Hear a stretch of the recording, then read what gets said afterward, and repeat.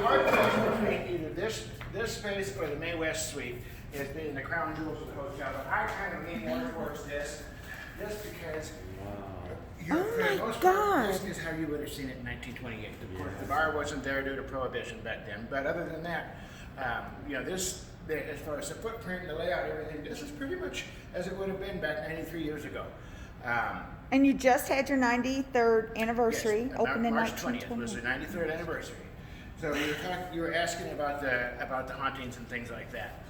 So if you've read or heard anything about the hotel, it is in the top 10 haunted hotels in the United States. Now, our ghost, if you come over here, this kind of tells you a little bit about her. Look at this. One lady by the name of Leona Jensen.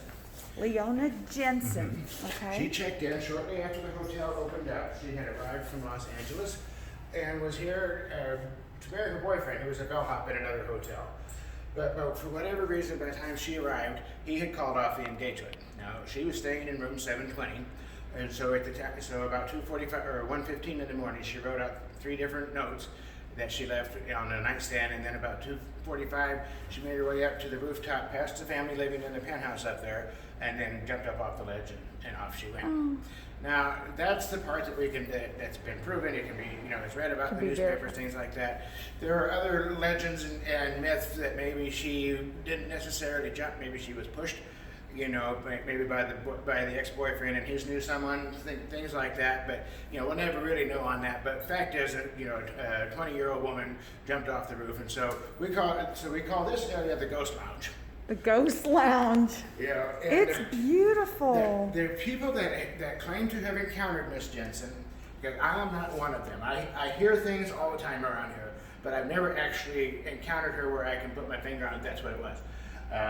But the people that say they have encountered her, she's not scary or anything like that. I think it's just one of those, if they do realize that she's there, because sometimes I guess she kind of tucks on the blankets on the foot of the bed. About the time they come to and realize what's going on, then she just kind of disappears into the mist again. My personal experiences with anything I can't explain away is right after the pandemic started, so right about a year and a month or so ago, I was working the overnight shift, and I'm absolutely the only living person in the building. That's the key part to that story. Because, and they say the witching hour is between 2 and 3 in the morning, right? Yeah. So about 2:45, 3 o'clock, somewhere in there, I'm sitting out there right where you found me a moment ago, and from in here, that sound. Ah. That's a very specific sound. Yeah. You know it. Of course, naturally, I come over here and look, and everything's just as it always is. Nothing's out of place or anything like that. So at that point, I figured, let the ghosties have their fun. And, they're over here, just let them do their thing, and I'll be over there at the desk, and we'll just kind of all be copacetic. You stay on your side, I stay over here, and everybody's good. So, but yeah, it is, the hotel itself, I love the architecture of it, just all the attention to details. And when they built this hotel, it was built with air conditioning in it, so even back in 1928, they could sleep in an air-cooled room for an extra $1 per night. Wow. So for the air-conditioned rooms way back then, it was you shout out $3.50 for the night. We had, in all the bathrooms, they had a separate faucet for 24-hour chilled water that ran through those to keep the guests hydrated and things like that. The hotel itself is entirely poured concrete and chicken wire. So it is a fortress. It's not going anywhere. Poured concrete and chicken wire. They built it with that kind of construction because the previous hotels in downtown were wooden structures, and if you look in the hallway on the other side of the elevators, there's an article about some of the old ones. And there was one that when it caught fire, I guess, as a wooden structure, 3 stories, and in about 2 hours it was gone. Wow. Just because the wood dried and just went up like a candle. So that's why when they built this one, they built it with it, 2 lasts, and here we are 93 years later. Oh, so did they say,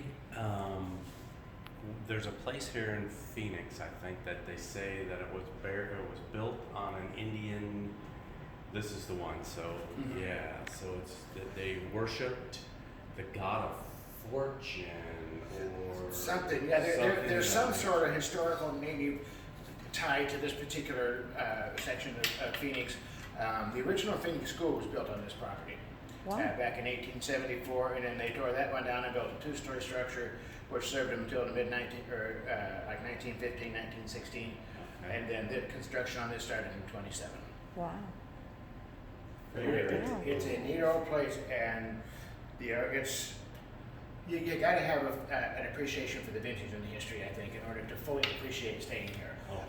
Because it's not the Sheraton. It never will be. It never was supposed to be. So Right. that's why you come here, just for something different. Correct. Yes. And we love it. I don't know, we go to all these places and Are you from Phoenix or No. Where you visiting? South Carolina. Oh, really? Yeah. Oh, wow. Well, welcome. So we live in an RV.